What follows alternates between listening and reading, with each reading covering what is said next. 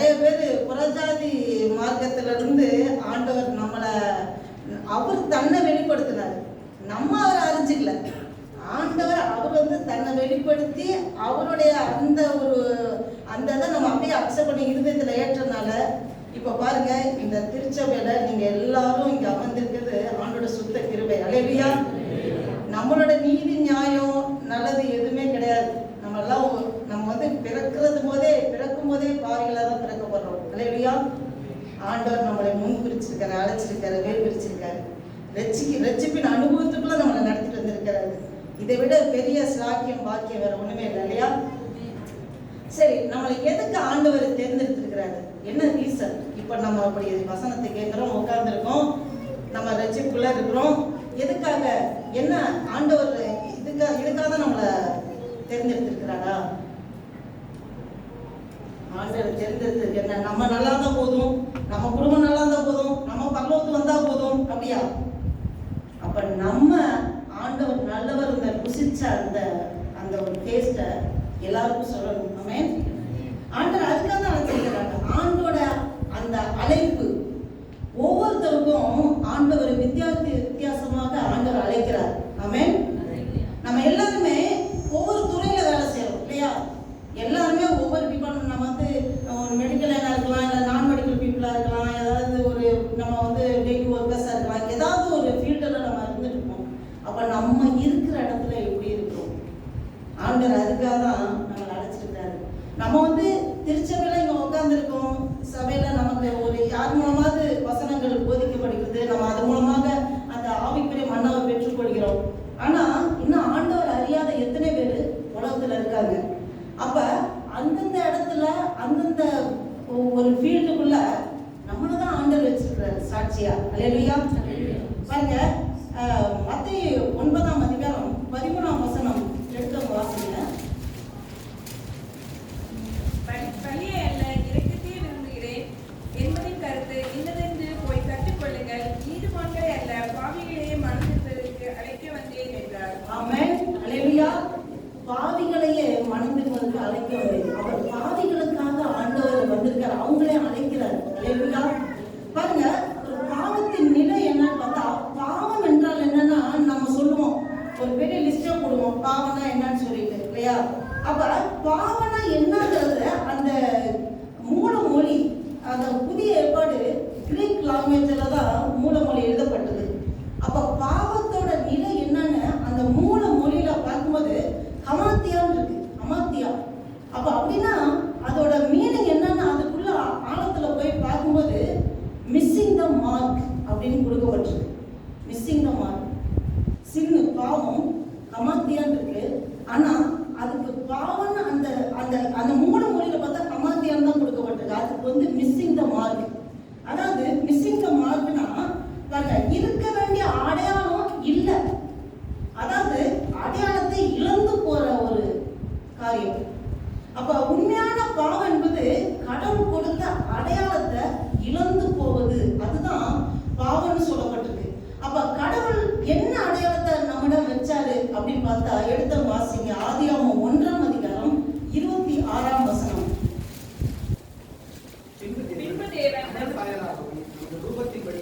மனுஷனை உண்டாக்குவதாக அவர்கள் சமுத்திரத்தின் மச்சங்களையும் ஆகாயத்து பறவைகளையும் மிருக ஜீவன்களையும் பூமி அனைத்தையும் பூமியின் மீது ஊறும் சகல பிராணிகளையும் ஆளக்கடவர்கள் என்றார். ஆமென். அல்லேலூயா.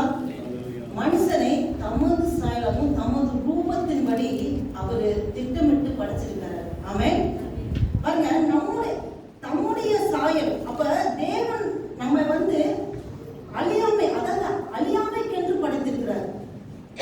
ஆனா எப்ப ஆதாம் ஏவாள் அவங்க மீறுதலுக்கு உட்பட்டாங்க, அவங்க ஆண்டவர் வசனத்தை வார்த்தையை தள்ளி போட்டாங்க, பிசாசு காமிச்சு கொடுத்த அந்த பழத்தை அவங்க ஆண்டவர் சொன்னதுக்கு மீறி சாப்பிட்டாங்க. இதான் அவங்க பண்ண தப்பு. அப்ப பாருங்க, அதனால அவங்க அழியாமைக்கென்று படைத்த ஒரு காரியம் அழிவுக்குரியதா மாற்றப்பட்டுச்சு.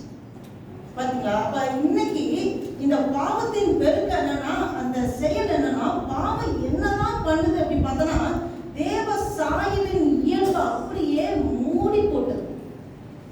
பாருங்க, அப்ப அந்த அடையாளம் மிஸ்ஸிங் த மார்க்.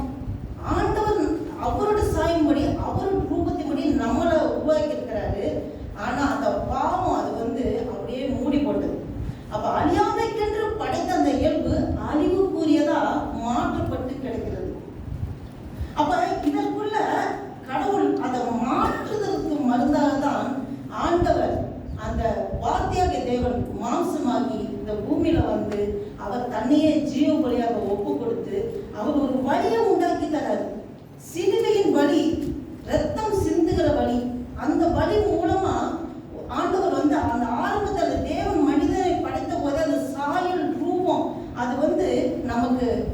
கொடுக்கறதுக்கு ஆண்டவர் வழியை ஏற்படுத்தி தராரு. ஆனா ஒண்ணு ஆண்டவர் சொல்றாரு, இப்ப ஒரு சுதந்திரம் கொடுக்குறாரு மனுஷனுக்கு, ஃப்ரீ வில். நம்மளாதான் முடிவு பண்ணணும். பாருங்க, ஆதாம் வந்து தப்பு பண்ணும்போது, அந்த ஏவாள் தப்பு பண்ணும்போது, தேவன் உடனே வந்து உனக்கு இன்னும் சொன்னேன், நான் சொன்னது கேட்டியா, நீ இந்த பழத்தை சாப்பிட போய் கை வைக்க போய் பறிக்க போய் கையை பிடிச்சி இழுத்தாரா, தடுத்தாரா சாப்பிடக்கூடாது? இல்ல, ஃபுல்லா விட்டாரு. பாவம் செய்யறது, அதாவது அவங்க ஃபுல் சுதந்திரம், நம்மளாவே டிசிஷன் எடுக்கிற இதை வந்து நம்மகிட்ட கொடுக்குறாரு. அந்த முழு சுதந்திரத்தால தேவனுடைய சாயல் கடவுள். நம்ம பாவம் பண்ணும்போது நம்ம கைய ஒரு பிடிச்சு தள்ளுறது இல்லை. ஒரு குட்டி பிள்ளை வந்து நம்மளோட குழந்தைங்க மண்ணில் விளையாண்டா போய் கையை பிடிச்சி இழுத்து, நீ இதுல போய் மண்ணில் இது பண்றியா அப்படின்னு சொல்லிட்டு அதை அடி போட்டு வா அப்படி தரதலை இழுத்துட்டு போவோம். அது மாதிரி தேவன் நம்ம பாவம் செய்யும் போது அப்படி இது பண்ணலாம். ஆனா உணர்த்துவார், இது செய்யாத, இங்க போகாத, இது பண்ணாத உணர்த்துவார். அதையும் மீறி செய்யும்போது விட்டுருவார்.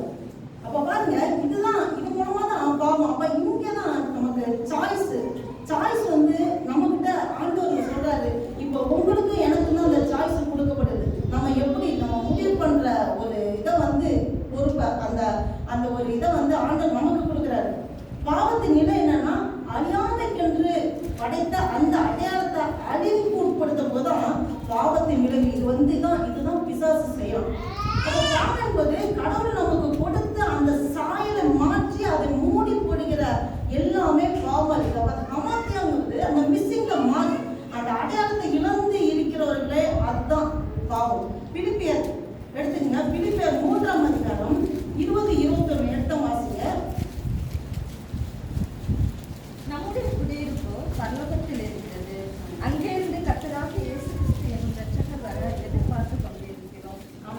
அவர் எல்லாவற்றையும் தமக்கு கீழ்ப்படுத்திக் கொள்ளத்தக்கதால் தம்முடைய வல்லமையான செயலின்படியே நம்முடைய அற்பமான சரீரத்தை தம்முடைய மகிமையான சரீரத்துக்கு ஒப்பாக மறுரூபப்படுத்துவார். ஆமென். அல்லேலூயா. அப்ப இதற்காக தான் நமக்கு ஒரு புதிய வழியை போட்டு கொடுத்துட்டு ஆண்டவர் சென்றிருக்கிறார். அப்ப நம்ம வந்து புறஜாதியா இருக்கும்போது எது வழி என்று அறியாம நம்ம இருந்தோம். நமக்கு ஒரு வழியை போட்டு கொடுத்து அந்த வழியில இதுவே வழி, இந்த வழியில நடவுங்கன்னு சொல்லி ஆண்டவர் ஒரு வேவை ஓபன் பண்ணி தந்திருக்காரு. அப்போ ஒவ்வொருக்கும் அழைப்பு ஆண்டவர் வச்சிருக்கிறாரு. பாருங்க, அந்த அழைப்புல எப்படி நம்ம ஆழமா செல்வது அதை குறித்து தான் இப்ப ஆண்டவர் உங்களோட என்னோட பேசி கொண்டிருக்கிறார். அப்ப 2 கொரிந்தியர் 3ஆம் அதிகாரம் 18ஆம் வசனம் எடுத்து வாசிங்க. 2 கொரிந்தியர் 3ஆம் அதிகாரம் 18ஆம் வசனம். கர்த்தருடைய மகிமையை கண்ணாடியிலே காண்கிறது போல கண்டு ஆவியாய் இருக்கிற கர்த்தரால் அந்த சாயலாக தானே மகிமை மேல் மகிமை அடைந்து மறுரூபமாக்கப்படுகிறோம். ஆமென். அல்லேலூயா. நம்ம எப்போது ஆண்டவருக்கு நம்ம இருதயத்தை நாம் திறந்து தந்தோமோ, ஒருவன் என்னுடைய சத்தத்தை கேட்டு கதவை திறந்தால் அவனோடு வந்து நான் போஜனம் பண்ணுவேன், அவனும் என்னோட வந்து போஜனம் பண்ணுவான். அப்ப அந்த ஐக்கியத்தை குறிக்கிறது. ஆண்டவருக்கு நம்ம இருதயத்தை நம்ம திறந்து தந்தனால ஆண்டவர் நமக்குள்ளே வாசம் செய்ய ஆரம்பிச்சு வைக்கிறார். அப்ப நம்ம ஒவ்வொருவரும் விசேஷத்தை பார்க்கணும். ஆண்டவர் நமக்குள்ளே தங்கி இருக்கிறார், பரிசுத்தாவில நமக்குள்ளே இருக்கிறார். அப்ப நம்ம ஒவ்வொருவரும் ஒரு நடமாடும் தேவாலயமா இருக்கிறோம். ஆமென். அப்ப நமக்குள்ளே ஆண்டவர் எப்போதும் கூடவே இருக்கிறார். நான் உன்னை விட்டு விடுவதும் இல்லை, உன்னை கைவிடுவதும் இல்லைன்னு சொன்னா அந்த வசனத்துல ஜீவன் இருக்கு, உயிர் இருக்கு, அதன்படியே நடத்துவார். அப்ப நம்ம பாவம் செய்யும் போது அவர் உள்ளுக்குள்ளே குறுகி கஷ்டப்படுவார். அப்ப அவரை நம்ம வேதனைப்படுத்துதான் ஆவியானவர் துக்கப்படுத்தாதுன்னு சொல்லப்பட்டிருக்கு. ஆமென். அப்ப நமக்குள்ள இருக்கிற பெரியவர், உலகத்தில் இருப்பதை காட்டிலும் நமக்குள்ள இருக்கிற பெரியவர். அப்ப நம்ம ஒரு விசேஷத்தை பார்க்கிறோம். அப்ப நம்மளுடைய உணர்வு, சிந்தை, செயல்பாடுகள்லாம் இப்படியே இருக்கணும். நமக்குள்ள ஆண்டவர் இருக்கிறார், ஆவியானவர் நம்மளை வழி நடத்துக்கிறார். ஆவியானவர் நம்மள அவர் ஒரு ஆழ்த்தத்து உடையவர், அவர் ஒரு பவர், ஒரு வல்லமை, ஸ்பிரிட், ஒரு பவர். அது மட்டும் கிடையாது, அவர் நம்ம கூடவே வாசம் செய்கிற ஒரு பர்சன். அல்லேலூயா. அப்ப நமக்கு எப்பவுமே அந்த சிந்தையில இருக்கணும். இந்த வசனத்தை திரும்பி படிங்க. 2 கொரிந்தியர் 3:18. கர்த்தருடைய மகிமையை கண்ணாடியிலே காண்கிறது போல கண்டு ஆவியாய் இருக்கிற கர்த்தரால் அந்த சாயலாக தானே மகிமை மேல் மகிமை அடைந்து மறுரூபமாக்கப்படுகிறோம். ஆமென். அல்லேலூயா. மகிமை மேல் மகிமை அடைந்து மறுரூபமாக்கப்படுகிறோம். அப்போ ஒவ்வொரு நாளும், இது ஒரு நாள் process கிடையாது, டெய்லி ஒவ்வொரு நாளும் நம்ம எழும்போது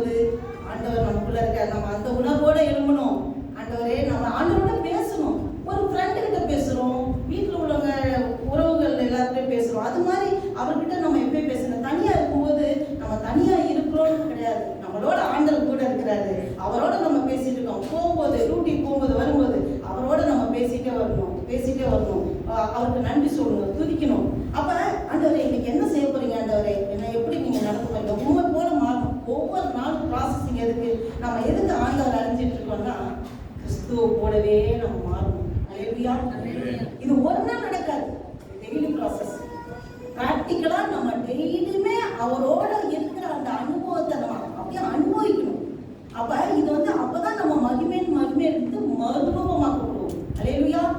அப்ப ஃபுல்லா நம்ம மகிமை அடைந்து மறுரூபமாக்கப்பட்டதுக்கு அப்புறம் நம்ம ஆண்டவரை இங்க வச்சிருக்க மாட்டாரு, அவரோட எடுத்துக்குவாரு. சரியா? அப்ப நம்ம இங்க இருக்கும்போது ஆண்டவர் நம்ம கூட இருக்கிறாரு, இங்கிருந்து போகும்போது அவரோட நம்ம இருப்போம். அப்ப எப்போதும் அவரோட இணைந்து இருப்போம். அல்லேலூயா. பாருங்க, எபேசியர் 4:24 எடுத்த வாசிங்க. நீதியிலும் பரிசுத்தத்திலும் தேவனுடைய சாயலாக சிருஷ்டிக்கப்பட்ட புதிய மனுஷனை தரித்துக் கொள்ளுங்கள். ஆமென். அல்லேலூயா.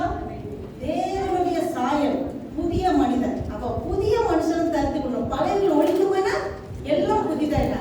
நம்ம ஒரு காலத்துல நம்ம புறஜாதி மார்க்கத்துல இருந்திருப்போம், ஆண்டவர் அறியாது இருந்திருப்போம். இன்னும் சொல்லப்போனா மற்றவங்க பாத்திரவங்க மூஞ்சி சுழிக்கிற அளவுக்கு எவ்வளோ பாவங்கள்லாம் பண்ணிருப்போம். அப்ப ஆண்டவர் நம்மளை தேடி வந்து நம்ம அவர் ரத்தத்தினாலே நம்மளை மீட்டெடுத்திருக்காரு, புது சிருஷ்டியா மாத்திருக்காரு. அப்ப அவர் ரத்தத்தினாலே கழுவப்பட்ட நம்ம புது சிருஷ்டி, நமக்குள்ளே கிறிஸ்து வாசம் செய்யறாரு. தேவனுடைய சாயல் நமக்கு திரும்ப கிடைச்சிருச்சு. ஆதாம் ஏவாள் அவங்க இழந்த சாயல் நமக்கு திரும்பி கிடைச்சிருச்சு. அல்லேலூயா. அப்ப நித்திய ஜீவனை அந்த பெற்றுக்கொள்கிற அனுபவம், அந்த ஜீவ கனியை பெற்றுக்கொள்கிற தகுதி ஆண்டவர் நமக்கு கொடுத்திருக்கிறார். ஆமென். அப்ப பாருங்க, நம்ம இந்த இதுல நம்ம முன்னேறி சென்றுட்டே இருக்கணும். நம்ம இந்த உலக மனிதர்களை பார்த்து அவங்களாம் நல்லா இருக்காங்க, அவங்களாம் எவ்வளவு பாவம் செய்யறாங்க, அவங்களாம் நல்லா தானே இருக்காங்க, நம்ம எப்பயும் பயந்து ஆண்டவருக்கு பிரியமானபடி நடக்கணும் பார்த்து நடக்கிறோம். ஆனா நமக்கு கஷ்டமே வருது, பாடுகளே வருது, உபத்திரங்களே வருதுன்னு நம்ம அதை கம்பேர் பண்ணி சோர்ந்து போக கூடாது. ஏன்னா நோவா இருந்த காலத்திலே வேதாந்தம் கிடையாது, எதுவுமே கிடையாது, ஒரு சர்ச்சு கிடையாது, ஆண்டோட வசனத்தை போதிக்கிறதுக்கு ஒரு சிச்சுவேஷன் கிடையாது. ஆனா நோவா நீதிமானா இருந்தான். அல்லேலூயா. உலக மனுஷங்க எல்லாம் பாவம் செஞ்சுட்டு இருக்காங்க. கொஞ்சம் அதை தியானிச்சு பார்த்தோன்னு வச்சுங்களேன், எப்படி அவரால் இருக்க முடியுது. ஏன்னா கம்பேர் பண்ணி பார்த்து எல்லாம் இஷ்டத்துக்கு தானே இருக்கிறாங்க, எல்லாம் அவங்க இஷ்டத்துக்கு பண்ணிட்டு தான் இருக்காங்க. நம்ம ஏன் அப்படி இருக்கணும்னா அவன் ஸ்லிப்பாகி போயிருக்கலாம். அப்படி இருந்தா உலகத்துல யாருமே நீதிமானா இருந்திருக்க மாட்டாங்க. அந்த ஒரு மனிதன் தான் நீதிமான். பாருங்க, அப்ப அவன் நிமித்தம் அந்த குடும்பம் ரசிக்கப்பட்டுச்சு. அந்த குடும்பம் வெள்ளம் விலங்குகள் பறவை எல்லாத்தையும் ஏற்று ஆண்டவர் அந்த உலகத்தை அழிச்சு போட்டாரு ஜலத்தினால. அப்ப பாருங்க, நம்மளால முடியாது. அல்லேலூயா. நம்மளால பரிசுத்தமா எப்படி வாழ்றது, எப்படி நம்ம இருக்கணுங்கிற சுய முயற்சியில நம்மளால ஒண்ணுமே சாதிக்க முடியாது. ஆண்டவர் சொல்றாரு, என்ன என்று உங்களால் ஒன்றும் செய்ய முடியாதுன்னு சொல்லியிருக்காரு. அப்ப முழுசா ஆண்டட்ட நம்மளை முழுதுமா அர்ப்பணிக்கணும். அல்லேலூயா. அந்த அர்ப்பணிப்பு தான் முக்கியம். என்னுடைய ஆவி, உடல், பொருள், ஆவி எல்லாமே, என்னுடைய சிந்தைகள், செயல்பாடுகள், என்னோட மாமிசம், ஆவி, ஆத்மா எல்லாம் ஆண்டவரே உமக்கு சொந்தம். என்ன நீங்க எப்படி நடத்தணுமோ நீங்க நடத்துங்கப்பா. உங்களுடைய சத்தத்தை கேட்கிற ஆடுகளா அனுதினமும் நான் இன்னைக்கு என்ன பண்ண ஆண்டவரே நீங்க சொல்லுங்க, அதுபடி செய்யறோம். ஏசப்பா பாத்தீங்கன்னா அவரு இருட்டோட மலை மேல ஏறி ஜெபம் பண்ண போவார். எதுக்கு? அன்னைய நாள்ல பிதாவிட்ட கேட்கிறாரு, ஆண்டவரே பிதாவின் சித்தத்தை செய்யதான் ஏசப்பா வந்தார். அவரோட சுயத்துல எந்த ஒரு காரியமும் செய்யல. பிதா என்ன சொன்னாரோ அது செய்யப்படி வந்தார். அப்ப அன்னைக்குள்ள என்னென்ன பண்ணணும்னு பிதா கிட்ட கேட்டு ஜெபம் பண்ணி அதை தான் அன்னைய நாள்ல செய்வார். அப்படி ஏசப்பா தான் நமக்கு ரோல் மாடல். நீங்க மனுஷங்களை பாத்தீங்கன்னா விழுந்து போயிருவீங்க, யாரையுமே பார்க்காது. சுவாசமுள்ள மனிதனை நம்புவதை காட்டிலும் கர்த்தர் பேரில் படுத்ததா இருப்பதே நல்லது. ஆமென். அப்ப சுவாசமுள்ள ஒருத்தரையும் நம்பாதீங்க. அது பெத்த தாயா இருக்கலாம், இல்ல ஹஸ்பண்டா இருக்கலாம், இல்ல மனைவியா இருக்கலாம், இல்ல பிள்ளைங்களா இருக்கலாம், இல்ல பாஸ்டரா இருக்கலாம், யாரா இருந்தாலும் ஏசப்பா ஒருத்தரை நம்புங்க. அவர் மேல விசுவாசம் முழுசாங்க. மனுஷன் மேல அதுக்குன்னு நம்பிக்கைன்னா அவங்கள ரோல் மாடல் ஆக்கிறது. இவங்க நல்ல பர்சன், இவங்கள மாதிரி இருக்கலாம், இவங்க நல்லா நடக்கிறாங்க, இவங்கள மாதிரி இது பண்ணிக்கலாம் அப்படின்னு மட்டும் தயவு செஞ்சு நினைக்கிறீங்க. நமக்கு ஒரே ஒரு ரோல் மாடல் இயேசு கிறிஸ்து. அவர் மனுஷனா வார்த்தையாக தேவன் மாம்சமாகி வாழ்ந்து காண்பித்திருக்கிறார். அல்லேலூயா. 33 வருடங்கள் எப்படி நடக்கணும், எப்படி வாழணும், ஸ்ட்ரகிளான டைம்ல எப்படி நடக்கணும், ஒரு நெருக்கடி நேரத்துல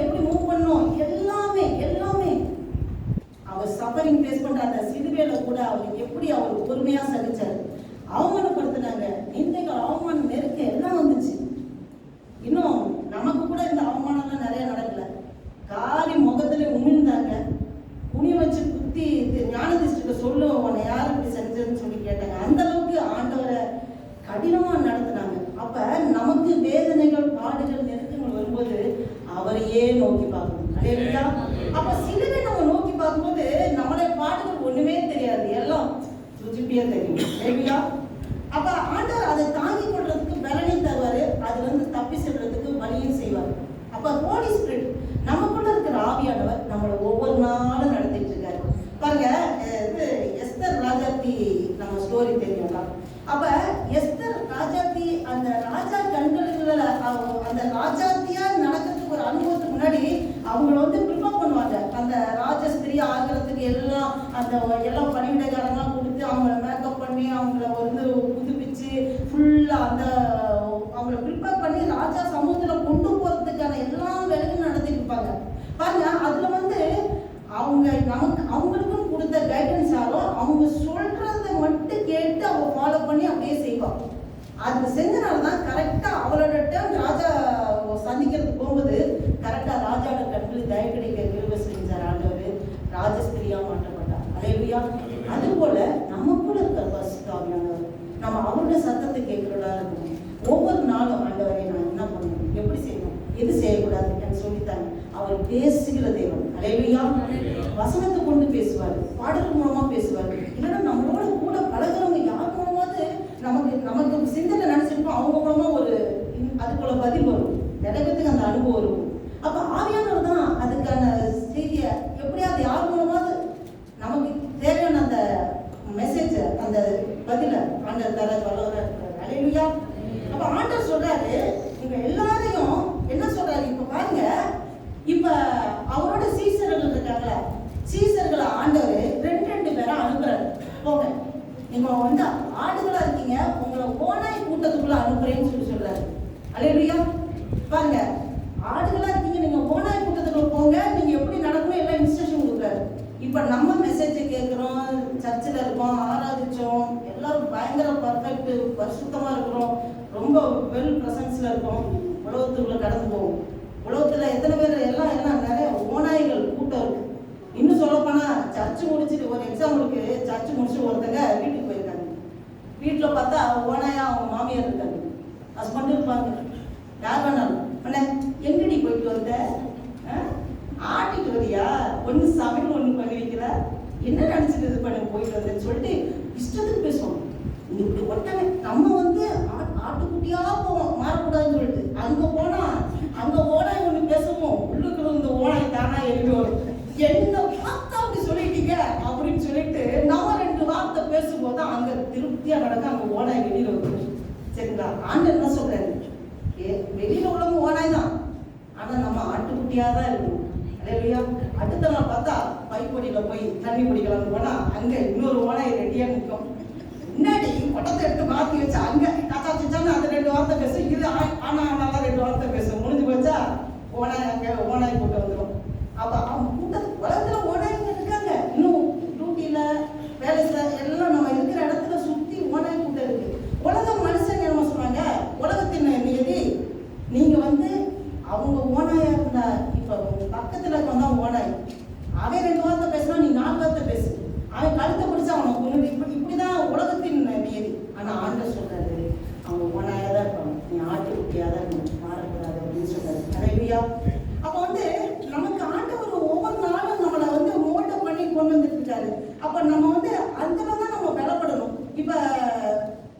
இப்ப பாத்தீங்கன்னா உலக நீதி இப்ப வந்து நம்ம வந்து எக்ஸாம்பிள் பாத்தீங்கன்னா பிள்ளைங்க வந்து குழந்தைங்களை வீட்டுல பாக்குறோம், குழந்தைங்க இருக்கு, சொல்ற பேச்சு கேட்காம இருக்கும்.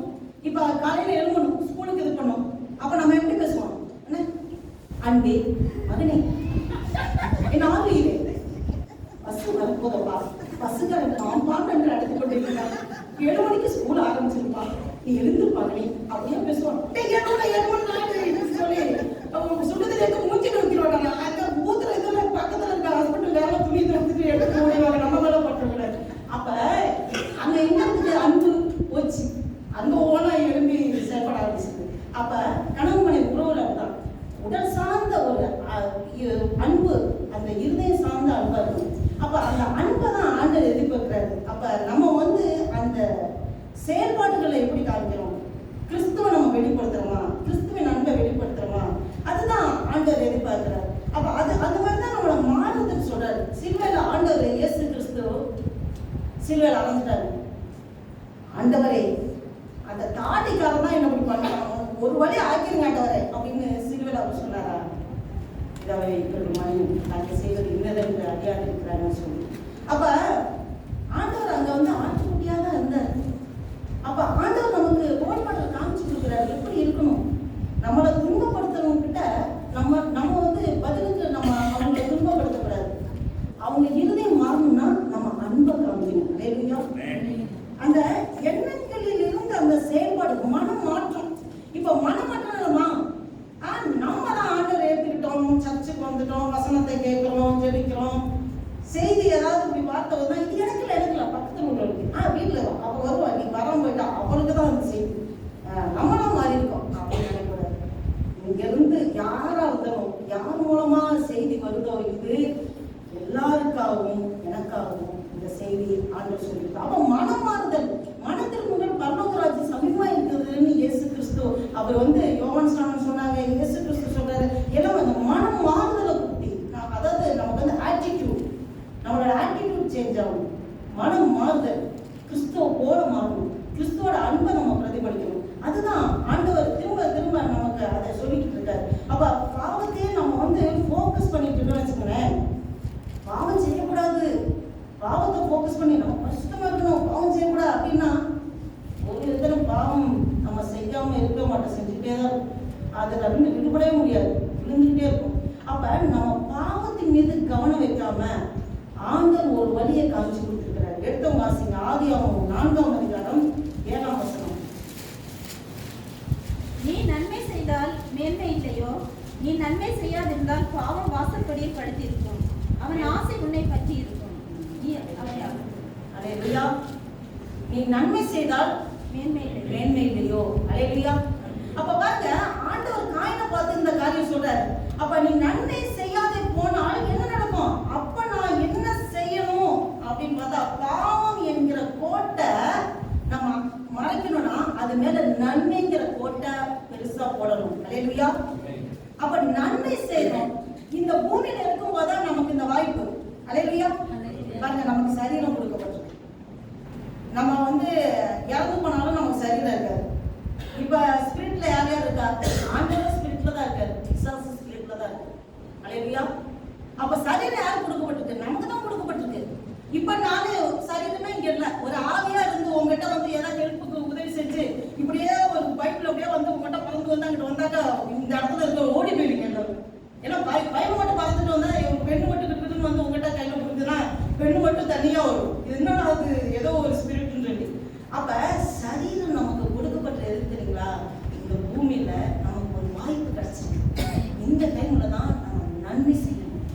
நம்ம இறந்து போயிட்டு வச்சுக்கோங்களேன், அதுக்கப்புறம் யோசிச்சு ஃபீல் பண்ணாலும் ஐயோ நம்ம பூமியில இருக்கும்போதே எத்தனையோ நன்மைகள் செஞ்சிருக்கலாமே, செய்யாம போயிட்டோமே, நமக்கு வாய்ப்பு கிடைச்சா நம்ம செய்யாம இருந்துட்டோமே, இப்ப நம்ம செய்யணும்னு நினைக்கிறோம், நமக்கு சரீரம் இல்லையே அப்படின்னு நம்ம ஃபீல் பண்ற ஒரு நாட்கள் இருக்கு. அப்ப நம்ம என்ன பண்றோம்? ஆண்டவர் அதான் சொல்றாரு, நீ நன்மை செய். நன்மை செய்தா உனக்கு மேன்மை இல்லையோ? நன்மை செய்யாம இருந்தா அதை என்ன சொல்லுங்க? பாவம். நன்மை செய்யறதா பாவம் வாசப்படியில் படுத்தணும். நான் பாவம் செய்யக்கூடாது, பாவம் செய்யக்கூடாது, பரிசுத்தமா இருக்கணும், தேவனுக்கு பிரியமா இருக்கணும், பாவம் செய்யக்கூடாது, இப்படியே போக்கஸ் பண்ணிட்டு தான் பாவத்தை செய்யாம இருக்க முடியாது. பாவம் இருந்துட்டே தான் இருக்கும். நீங்க அதை மறந்துட்டு நன்மை செய்யாதுங்க. இல்லாதவங்களுக்கு இன்னும் நன்மை செய்யணும்னா என்ன? நன்மை செய்யறதுன்னா என்ன பண்ணும்? யாரும் கேட்டு செய்யக்கூடாது. இப்போ ஒருத்தங்க கேட்குறாங்க, எனக்கு ரொம்ப அர்ஜென்டா இப்படி தேவைப்படுது கொடுங்கன்னு சொல்லி, அப்போ வந்து கேட்டு கொடுத்த விட அவங்க சூழ்நிலை பார்த்து கேட்காம செய்யறதா நன்மை. அல்லேலூயா. பாருங்க, கேட்டு கொடுக்கறது சில பேர்த்துக்கு இப்போ வருவாங்க, ஐயா பசிக்குது சாப்பாடு போடுங்க அப்படின்னு பிச்சை கேட்பாங்க. அப்ப கேட்டு கொடுக்கறது அது பிச்சை, கேட்காம கொடுக்கறது அது தர்மம். ஆமென். அதுதான் ஆண்டவர் எதிர்பார்க்கிறாரு. ஆட்டிடியூட் நம்மகிட்ட அந்த மாற்றம். மற்றவங்க இப்ப இந்த சபையில அப்படி இருக்கிறோம்னா ஒரு வாரத்தை ஒரு வருஷம் வந்து இப்படியாக கிறிஸ்துவின் பிரமாணத்தை நிறைவேற்றுங்கன்னு சொல்லப்பட்டிருக்கு. ஆமென். அப்ப நான் நல்லா இருந்தா போதும், என் குடும்பம் நல்லா இருந்தா போதும், நான் பர்ஃபெக்ட், மற்றவங்க அப்படி இருந்தா என்ன அப்படி நினைக்காம, பக்கத்துல ஒரு சகோதரி ஆகும்போது இன்னொரு சகோதரி என்ன உனக்கு என்ன வேணும் இதுன்னு சொல்லி நம்மளால முடிஞ்ச அளவுக்கு நம்ம தாங்குறோம்ல, அதுக்கு தான் இந்த ஐக்கியத்தை ஆண்டவர் கொடுத்திருக்கிறாரு. அல்லேலூயா. இத்தனை பேர் நம்ம இருக்கணும்னா ஒரே மனம், ஒரே இருதயம், கிறிஸ்துவின் சரீரத்தில் அவயங்களாக இணைக்கப்பட்டிருக்கிறோம். ஆமென். இந்த சிந்தையோட நம்ம இருக்கும்போது யார் மேலேயும் போட்டி இருக்காது, கசப்பு இருக்காது, வைராக்கியம் இருக்காது. எல்லாரையும் சகோதர சிநேகத்தோட அன்போட நம்ம கவனிப்போம். ஒருத்தருக்கு சந்தோஷம்னா எல்லாரும் மனசு சந்தோஷப்படும், ஒருத்தருக்கு துக்கம்னா எல்லா மனசு துக்கப்படும். இப்ப நம்ம சரீரம் இருக்கு, ஒரு சரீரத்துல சிண்டு வரல இங்க வலினா ஹோல் சரீரமும் இதுக்காக கேர் கொடுத்து துடிக்கும். அல்லேலூயா. அதே மாதிரி தான் திருச்சபையிலையும் நம் ஆண்டவர் அப்படிதான் அந்த ஐக்கியத்துக்குள்ள இணைச்சிருக்கிறாரு. அவரு தலையா இருக்காரு, கிறிஸ்து தலையா இருக்காரு. அவர் சரீரத்தின் அவயங்களா நம்ம இணைக்கப்பட்டிருக்கோம். அப்ப நமக்கு கிறிஸ்து தலையா இருக்கிறாரு. அப்ப நம்ம எல்லாரும் கிறிஸ்து நமக்கு ரோல் மாடல், அவரோட வழியில சேர்க்கணும். நம்ம ஒவ்வொருத்தரும் அந்த அன்பு, கிறிஸ்துவின் அன்புல இணைக்கப்பட்டு நம்ம வளரணும் தான் ஆண்டவர் உங்களோடு என்னோடு பேசிக் கொண்டிருக்கிறார். பாருங்க, அடுத்து ஒரு சட்டத்தின்படி நம்ம வாழும்போது, இப்ப சவுல் எடுத்துட்டீங்கன்னாக்கா அவன் ரொம்ப நல்லதுதான். சவுல் பவுலாய் மாறினது, அந்த சவுல் பவுலாய் மாறின அதை சொல்லிட்டு சவுல் நியாயப்பிரமாணத்தின் சட்ட திட்டங்களுக்கு பர்ஃபெக்டா நடந்தான். சட்டத்தின்படி சொல்லுது இப்படிதான் நடக்கணும், இப்படிதான் வரணும். எங்கிருந்து வந்தது திடீர்னு இயேசுன்னு சொல்லிட்டு ஒரு குரூப் இயேசுவோடைய போதனைகளை சொல்லிட்டு இருக்காங்க, இது நியாயப்பிரமாணத்துக்கு விரோதமா இருக்கே அப்படின்னு சொல்லி அவங்களை அடிச்சு துன்புறுத்தி காவல போட்டு எல்லாம் பண்ண. அவன் பாட்டுக்கு கரெக்ட், அவன் பாட்டுக்கு கரெக்டா பண்றான். ஏன்னா சட்டத்தின்படி நியாயப்பிரமாணத்தில் உள்ள அந்த மோசையோட கற்பனைகள், அந்த நியாயப்பிரமாணத்தை கரெக்டா ஃபாலோ பண்ணிட்டு இருக்கான். அப்ப இயேசுவோட போதனைகள் புதுசா வருது. இது ஒரு குரூப் என்ன புதுசா போதிக்கிறாங்க, இதெல்லாம் இப்படி பண்றாங்கன்னு சொல்லி அவன் அடிச்சு துன்புறுத்தி காவல போட்டு அப்புறம் பண்ணிட்டு இருக்கான். இயேசப்பாவே தரிசனமானார். அல்லேலூயா. முள்ளில் உதைக்கிறது உனக்கு கடினமாமே. அப்ப இயேசப்பாட்ட அப்படியே தரிசனமான அந்த கண் அவனுக்கு தெளிவா ஏற்படுத்தும். அவன் கேட்கிறான், நான் என்ன செய்ய சித்தமாக இருக்கிறான் அப்படின்னு சொல்லி கேட்கிறான். அல்லேலூயா. அப்ப பாருங்க, அவனுக்கு அந்த வெளிப்பாடு வரும்போதே அவன் முழுதுமா தன்னை ஃபுல்லாவே ஒப்பு கொடுத்துட்டான். அப்ப சட்டம் சார்ந்த நிலையிலிருந்து அன்பு சார்ந்த நிலைக்கு நாம் வரணும் தான் ஆண்டவர் எதிர்பார்க்கிறார். பாருங்க, சட்டம் என்ன சொல்லுது? சபை கூட்டி வந்தாலே விட்டு விடாதீங்கன்னு சொல்லுது. அப்பா சர்ச்சுக்கு போலன்னா ஐயோ ஆண்டவர் ஏதாவது தண்டிச்சுமா இருப்பா, எப்படியாவது போயிடலாம், ஏதாவது வண்டி பிடிச்சிட்டு பண்ணிட்டு எப்படியாவது போயிடலாம் அப்படின்னு போறது கிடையாது. அந்த அன்போட இந்த ஒரு வாரம் திருமையா இதை நடத்தினாரே, போக்குவரத்துல பாதுகாத்து கொண்டாரு, எல்லாம் தெரிஞ்சுட்டு விலைக்கு பாதுகாத்தாரு. அந்த வரைய எந்த ஆபத்து வராம, இந்த வெளியில எவ்வளவு வெயில சூடு, அதுலலாம் எந்த சேதம் வராம பாதுகாத்தாரு. நன்றி ஏசப்பா, நான் உங்களுடைய சவாலுக்கு வராண்டவரே, உங்களுக்கு நன்றி சொல்ல துதிக்கிற ஆண்டவரேன்னு சொல்லி அந்த இருதயத்தோட சந்தோஷமா வரணும். அதுதான் ஆண்டவர் எதிர்பார்க்கிறாரு. பாருங்க, குடும்ப ஜபம் பண்ணணும், விட்டு விடாது இருக்குன்னு சொல்லி. எப்பா குடும்ப ஜபம் பண்ணுவா, இது வேற இப்ப நேரம் ஆயிடுச்சு, இன்னும் பண்ணனா இது வேற ஏதாவது நடந்து போகுது, இது வா வா ஏதாவது ரெண்டு பாட்டு பாடு, பைபிள் எடு படி, ஏதாவது ஜபம் சீக்கிரம் சீக்கிரம் பண்ணி டைம் ஆகுது. அது கிடையாது. ஆண்டவர் அதை எதிர்பார்க்கிறார். அந்த அன்போட இப்படிப்பட்ட நல்ல ஒரு குடும்பத்தை கொடுத்துருக்கிறாங்க, தேவையெல்லாம் சந்திக்கிறாங்க, அப்பவும் திராட்சரசம் குறையாம நிறைவான ஆசீர்வாதத்தை தந்திருக்கிறாரு. அந்த நன்றி உணவோட செய்யணும். அதுதான் ஆண்டவர் எதிர்பார்க்கிறாரு. அதுதான் பிலிப்பியர் 2ஆம் அதிகாரம் 6-7 வசனங்கள். அவர் தேவனுடைய ரூபமாய் இருந்தும் தேவனுக்கு சமமாயிருப்பதை கொள்ளையாகின பொருளாக எண்ணாமல் தம்மை தாமே வெறுமையாக்கி அடிமையின் ரூபம் எடுத்து மனுஷர் சாயலானார். அவர் பாருங்க, தேவன் அந்த சட்டத்தை, அவருக்கு ஒரு சட்டம் இருக்கு. தேவன் பரலோகத்துல இருக்குது. அதாவது மற்ற தெய்வங்கள்லாம் பார்த்தா, மற்ற அந்நிய தெய்வங்கள்லாம் பார்த்தா அந்த பரலோகத்தை அப்படியே அந்த ஆண்டவர் அந்த சட்டத்தை ஒட்டச்சு அந்த பரலோக அந்த மகிமையை விட்டு கீழே வராது. யாருக்காக? உங்களுக்காக, எனக்காக வராது. அந்த சட்டத்தை உடைக்கிறார். அவர் அன்பின் நிமித்தமா, நீங்க நானும் ரட்சிக்கப்படணுங்கிற அன்பின் நிமித்தமா அவர் வராது. இன்னும் சொல்ல போனா, நமக்கு ஒரு ரட்சிப்பு, நம்மளுடைய பாவத்தில் இருக்கிறோம், நம்மளை மீட்க என்ன பண்ணணும்? ஒரு சிலுவை இருக்கு, அது மூலமா தான் நமக்கு ரட்சிப்பு அனுபவம் வரணும். மனுக்குலத்துக்கு தெரியல, யாருக்கு தெரியல, நம்ம யாருமே ஆண்டவர்கிட்ட கேட்கல. ஆனா ஆண்டவர் நினைச்சாரு, மனுஷனை ரட்சிக்கணும், மனுக்குள்ள அப்படி அழிஞ்சு போகுதே, நியாயப்பிரமாணத்தை ரூல்ஸ் அண்ட் ரெகுலேஷன் யாராலையும் ஃபாலோ பண்ண முடியல. அப்ப ஆண்டவர் இதுக்காக வார்த்தைக்கு தேவன் மாம்சமாகி இந்த பூமியில வாழ்ந்து காண்பித்து சிலுவையில அவர் தன்னையே ஜீவ வழியாக ஒப்பு கொடுத்து அதன் மூலமாக அவர் தன்னுடைய அன்பை வெளிப்படுத்தி முழு மனுக்குள்ள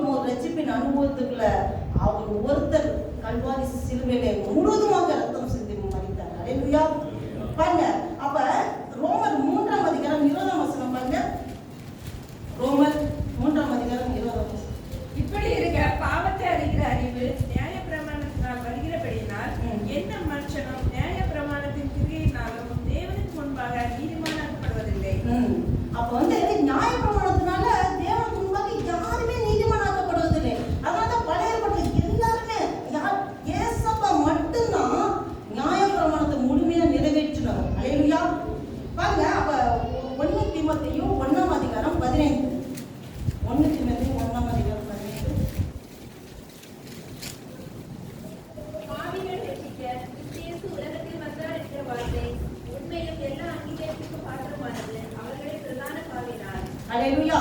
அப்ப பாவிகளை ரட்சிக்க கிறிஸ்து இயேசு உலகத்துக்கு வந்தார். பாருங்க, அப்ப ஆண்டவர் ஒரு அடையாளத்தை மாத்துறாரு. மரியாதை தேர்ந்தெடுக்கிறாரு. மரியாதை தன்னை வெளிப்படுத்தி அவர் மூலமாக பாருங்க, இப்ப அந்த மூலமாக பேதுரு வந்து பேதுருவை தேர்ந்தெடுக்கிறாரு. ஆனா பேதுரு ஒரு டைம்ல வந்து மறுதளிக்கிறான். பேதுரு மறுதளிக்கிறான். அப்ப வந்து அவன் உடனே மன கசந்து அழுகுறான். ஆண்டவர் அவனை பரிசுத்தப்படுத்தி அதுக்கப்புறம் அவன் மெசேஜ் கொடுக்கும்போது பாத்தீங்கன்னா 3000 பேர் 5000 பேர் எல்லாம் ரசிக்கப்பட்டு கர்த்தருக்குள்ள என்னறாங்க.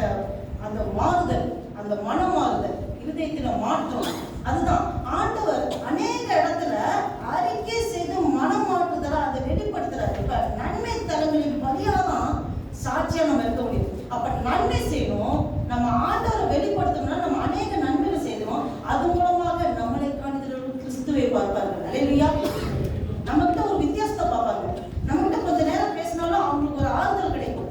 அப்ப கிறிஸ்து நமக்குள்ள இருக்கிறாங்கிற வெளிப்பாடு எதுவுமா வருது? நம்ம அநேக நன்மைகளை செய்யும் போதுதான் அது வருது. பாருங்க, இப்படிப்பட்ட ஒரு ஆண்டவருக்கு தேவை என்னன்னா, ஆண்டவர் சொல்றாரு, இதுல இருந்து நம்ம எதுல இப்ப வந்து 2 குரூப் ஆஃப் மக்கள் இருக்காங்க. டிவோட்டி இருக்காங்க, டிசைபிள்ஸ் இருக்காங்க. டிவோட்டி யாரு? பக்தர் கொடிகள். பக்தர் கொடிகள் 1,000 கோடி பேர் இருக்காங்க.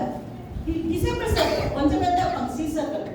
அப்ப பக்தர் கொடிகள் என்ன ஜெபம்? ஆண்டவரே எனக்கு அது வேணும், இது வேணும், எனக்கு வலிக்குது, எனக்கு வேலை வேணும், அது வேணும், இது வேணும், தன தேவைகளை கேட்டுருப்பாங்க. ஆனா டிசைபிள்ஸ் என்ன கேட்பாங்க? ஆண்டவரே நான் என்ன செய்ய சித்தமா இருக்கிறேன், நீங்க சொல்லுங்கப்பா. உம்முடைய இருதயத்தின் ஏக்கம் என்னுடைய ஏக்கம் ஆண்டவரே, நான் என்ன செய்யணும் ஆண்டவரே, எனக்கு நீங்க சொல்லித்தாருன்னு சொல்லி அதுவே ஜெபமா இருக்கு. அல்லேலூயா. முதலாவது தேவன் ராஜ்யத்தையும் அவருடைய நீதி தேடுங்கள், இவங்களோட எல்லாம் கூட கொண்டு நம்மள தேவனை தேடுகிற அனுபவத்துக்கு வரணும்.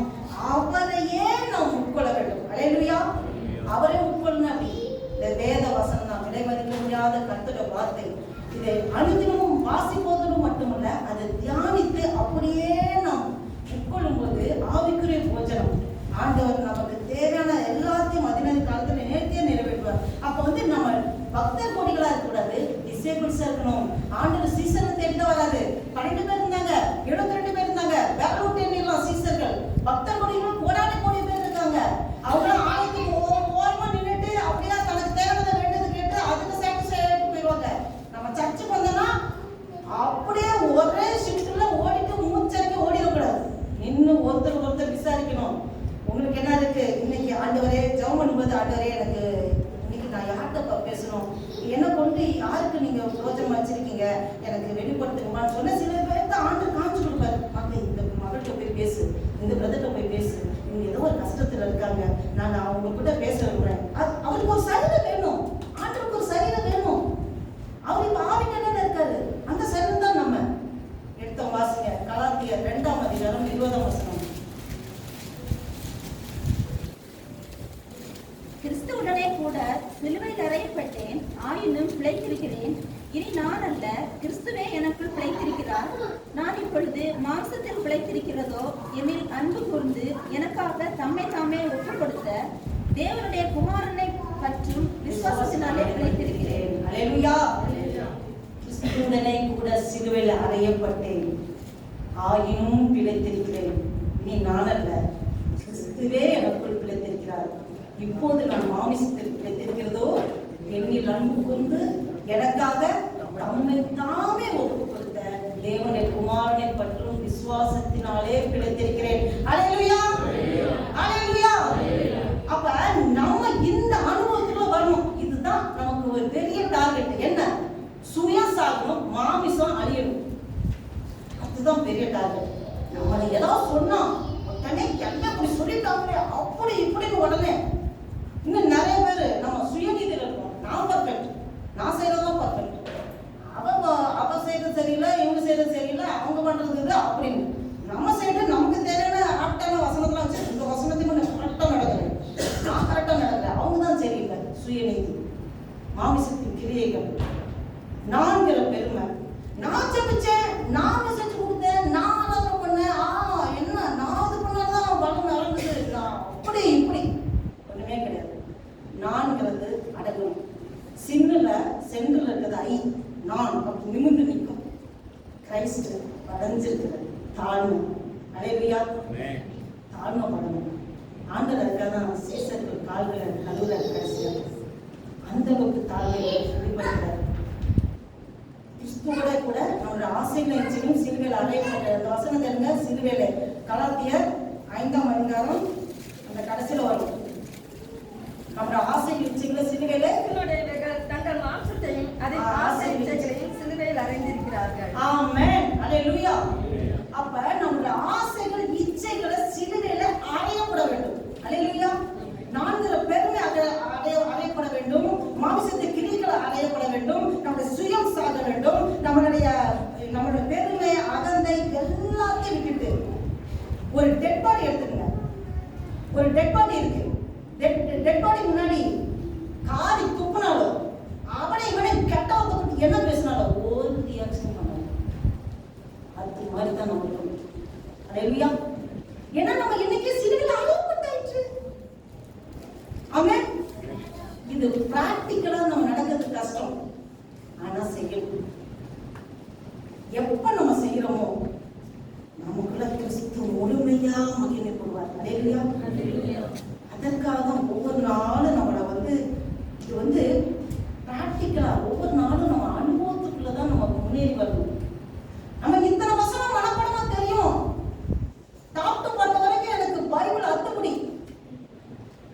ஆண்டவர் நியாய தீர்ப்பு நாளில் கேட்பாரு, கர்த்தாவே கர்த்தாவின்னு சும்மா சொல்லிட்டு நீ வசனத்துப்படி நடந்தியான்னு கேட்பாரு. உங்க நாமத்தினால தீர்க்க தரிசனம் முடிச்சேன், அற்புதம் நடந்துச்சு, அடையாளம் நடந்துச்சு, ஆண்டவரே ஆண்டவரே உங்களை அறியேன் அகன்று பொங்கல். ஆமென். நாம் கிறிஸ்துவை போல மாறுவதற்கு நாம் சிலுவையில அறிய ஒப்பு கொடுக்க வேண்டும். நாம் அதற்கு முழுவதுமாக அர்ப்பணித்து ஆண்டவர் உங்களோட என்னோடு பேசியிருக்கிறார். முழுமையாக அந்த அர்ப்பணிப்போட நாம் கடந்து செல்வோம். ஒவ்வொரு நாளும் நாம் இருதயத்தில் நமக்குள்ளே இருக்கிற ஒரு பெரியவர் டெய்லி பேசுங்க. ஆண்டவர் நமக்குள்ளே வாசம் செய்கிறார். நமக்கு அடையாளம் எதிர்மா கிறிஸ்தவர் சொல்லுவது கிறிஸ்து அவர். நம்மளை காண்கிறது அவங்க கிறிஸ்தவர்கள். கிறிஸ்து அவர் சொல்லுவோம். நமக்குள்ள இருக்க கிறிஸ்துவை பார்க்க வேண்டும். அதற்கு முழுவதுமாக நம்மளை ஒப்புக் கொடுக்க வேண்டும். நம்முடைய சுயம் பெருமை அகந்தை எல்லாத்தையும் சிலுவையிலே நாம் அறிக்க ஒப்புக் கொடுக்க வேண்டும். கிறிஸ்து எப்படி தாழ்மை கற்றுக் கொடுக்கிறாரோ நாம் முழுவதுமாக நம்மளை தாழ்த்தி ஆண்டவரை ஒப்புக் கொடுப்போம். ஆண்டவரே நன்றி தகப்பனே, நன்றியோடு துதிக்கிறோம். சோதரிக்க கர்த்தாவே ஆண்டவரே கிறிஸ்துவே நீரே எங்களுக்கு அடையாளம். ஆண்டவரே அப்பா உடைய அடையாளத்தை நாங்கள் அநேக தரம் இழந்து போயிருக்க ஆண்டவரே. அப்பா மாமிசத்தின் கிரியைகளுக்கோ எங்கள் சுய காரியங்களுக்கோ எதுக்கு இடம் கொடுக்காதபடி ஆண்டவரே எல்லார்ட்டையும் அன்பை காண்பிக்க, கிறிஸ்துவின் அன்பை வெளிப்படுத்த எங்களை காண்கிறவர்கள் கிறிஸ்துவை காண்படியாக அப்பா உமது சாயல்படி உமது ரூபத்தின்படி எங்களை உருவாக்கி வைத்திருக்கீங்க ஆண்டவரே. அதை நாங்கள் என்னாலும் எப்பொழுதும் வெளிப்படுத்துகிறதாக இந்த உணர்வோட அப்பா எங்களுக்கு கிறிஸ்துவை கண்முன் வைத்து அப்பா அன்னியத்திலும் ஒவ்வொரு ஸ்டெப்பும் ஆண்டவரே இந்த போராட்டம் நிறைந்த உலகத்திலே அப்பா நாங்கள் ஒவ்வொரு ஸ்டெப்பும் அடியெடுத்து வைப்பதற்கு ஆண்டவரே உண்மை இருக்க பற்றி கொள்கிறோம். ஆண்டவரே கிறிஸ்துவே நீங்க எனக்குள்ள வாழ்றீங்கப்பா. ஆண்டவரே உமக்கு மகிமையை செலுத்துகிற கதாவை எங்களே அர்ப்பணிக்கிறோம். உடைய நாமும் ஒன்று மகிமைப்பட்டு இதை கேட்டுக்கொண்டிருக்கிற ஒவ்வொரு உள்ளத்திலும் நல்ல நிலத்தில் விழுந்த விதை போல 100 மடங்கு பலம் கொடுக்க கிருபை சேர்க்கறதுக்காக ஸ்தோத்திரம். ஆண்டவரே எங்களை தாழ்த்தி ஒப்பு கொடுக்கிறோம், அர்ப்பணிக்கிறோம். நாமும் ஒன்று மகிமைப்பட்டு இயேசு கிறிஸ்து நாமத்தை நாங்கள் ஜெபிக்கிறோம். ஜீவனுடைய நல்ல பிதாவே. ஆமென். ஆமென். ஹல்லேலூயா. ஹல்லேலூயா. கரங்களை தட்டி உற்சாகத்தோடு நம்ம